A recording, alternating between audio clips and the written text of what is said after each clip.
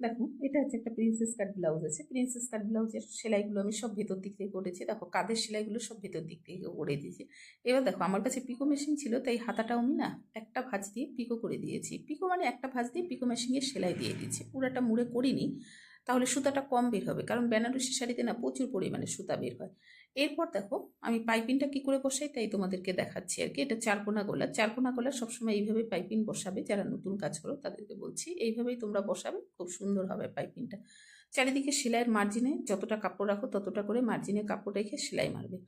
কোনাটা একটু ডিপ করে নিবে, করে নিয়ে সেলাই করে দিবে, দেখবে যে খুব সুন্দর হবে। এবার ভেতরের কাপড়গুলো কাট কাট করে ফেলে দিবে।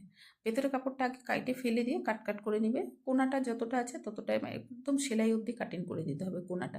এরপর দেখো এক ভাঁজ করে আমি মুড়ে সেলাই মেরে দিচ্ছি, করে দিচ্ছি, কারণ কি বলতো তাহলে হেম করতে সুবিধা হবে। এবার যে চার কোনার যে কোনাটা যে বের হবে, কোনাটা না কাট করে দিতে হবে পাইপিনের কাপড়টা শুধু।